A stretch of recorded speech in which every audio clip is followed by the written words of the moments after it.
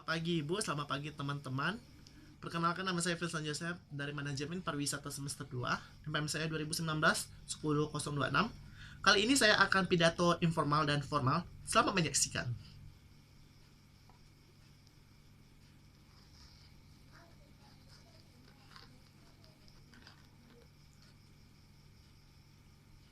Selamat pagi dan salam sejahtera bagi kita semua. Terima kasih atas waktu dan kesempatan yang telah diberikan kepada saya. Pada kesempatan ini, saya menyampaikan pidato dengan tema pendidikan.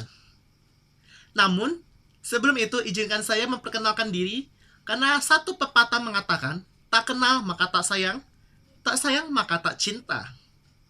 Perkenalkan, nama saya Filsan Joseph, NPM saya 2019-10026. Saya perwakilan dari Prodi Manajemen Pariwisata.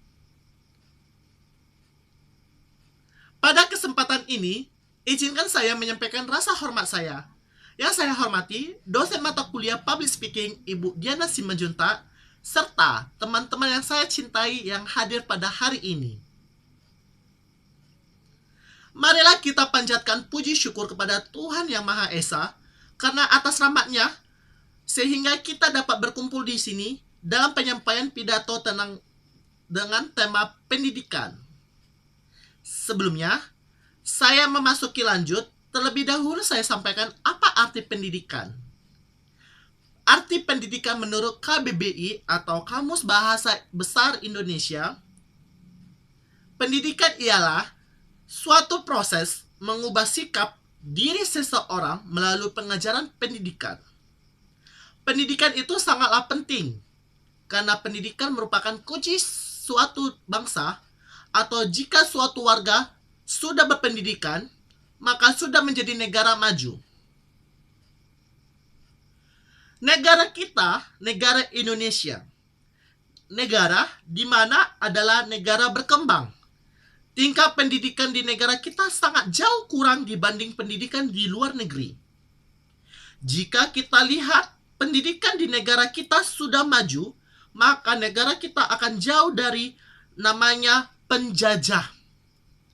Penjajah dalam konteks ini yaitu penjajah dalam segi pendidikan. Seperti kita ketahui, tingkat pendidikan di Indonesia masih sangat kurang. Mengapa? Karena masih tinggi tingkat pengangguran dan kemiskinan. Sehingga banyak anak-anak yang tidak bisa sekolah atau putus sekolah. Sekali lagi, pendidikan pun merupakan jalan suatu masa depan bangsa ini.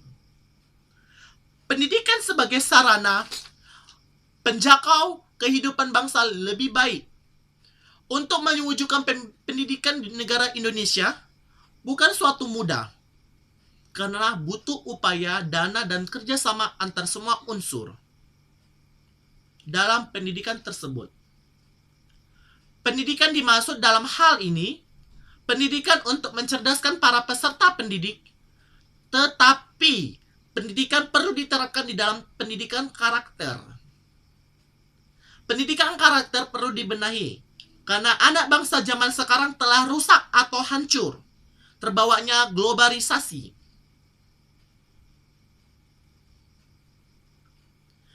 Karena kondisi seperti ini dapat kita lihat, seperti merokok, miras, narkoba, dan lain-lain.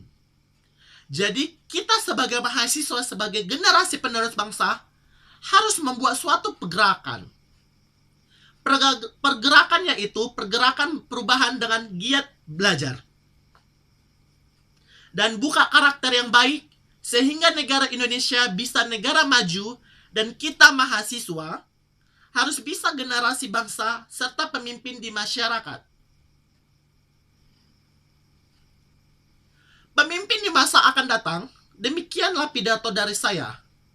Semoga yang saya sampaikan dapat bermanfaat. Jika ada penyampaian saat saya tadi terdapat kata-kata yang kurang berkenan, mohon dimaafkan. Akhir kata saya ucapkan terima kasih. Selamat pagi dan hidup mahasiswa. Nah, tadi kita sudah melihat pidato saya yang formal. Kali ini kita akan melihat pidato saya tentang informal. Penasaran? Mari kita perhatikan bersama-sama. Selamat menonton. Perkenalkan, nama saya Firsan Yosef, saya dari Prodi Manajemen Pariwisata, MPM saya 2019-10-026. Kali ini saya akan membawa pidato informal. Selamat menonton. Puji syukur kepada Tuhan Yang Maha Esa, atas berkatnya kita dapat berkumpul di tempat ini dengan acara forum angkatan yang mengambil tema Kurangi Sampah Bukti Cinta Lingkungan.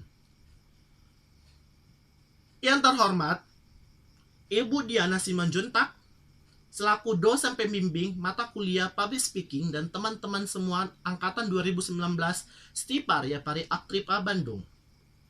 Teman-teman yang berbahagia, sampah adalah suatu masalah terbesar di negara kita.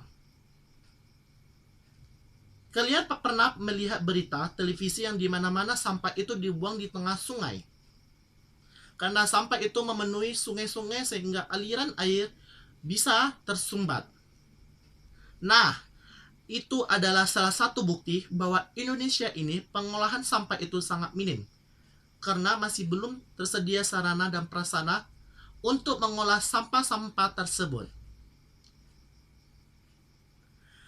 Sampah-sampah yang menjadi masalah di Indonesia salah satunya adalah sampah plastik. Teman-teman yang berbahagia, kalian pernah menggunakan sampah plastik, bukan?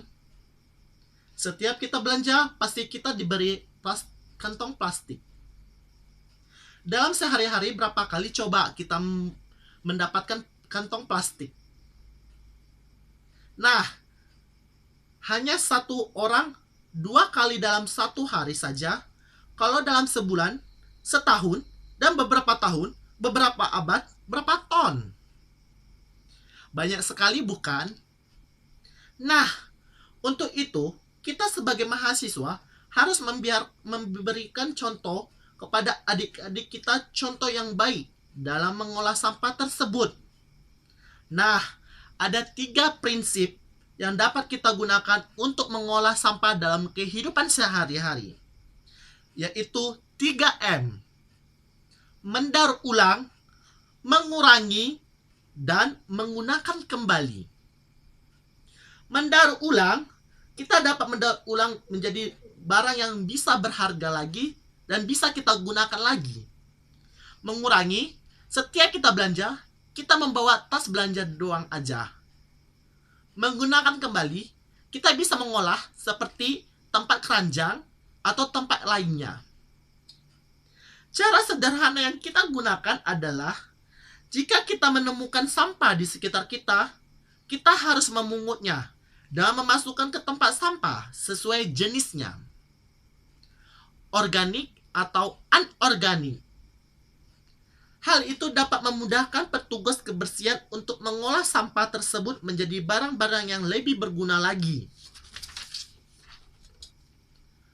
Seperti kompos atau didaur ulang lagi. Contoh sampah organik dan anorganik dapat kita temukan dalam sehari-hari, seperti daun, kertas, plastik, dan lain-lainnya.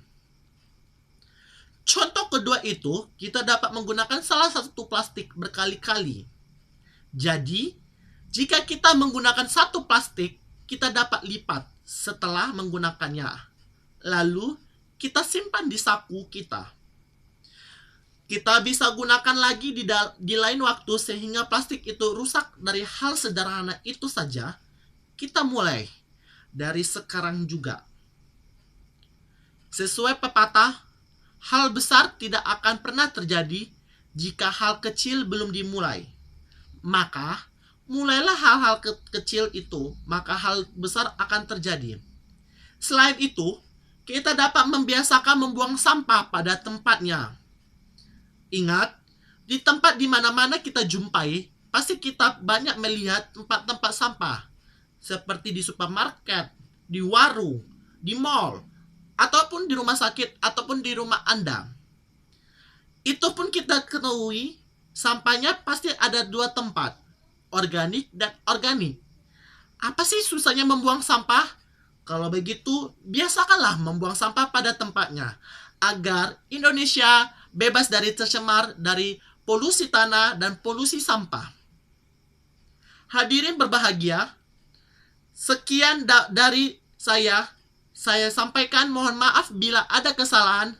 Selamat pagi dan terima kasih. Salam mahasiswa.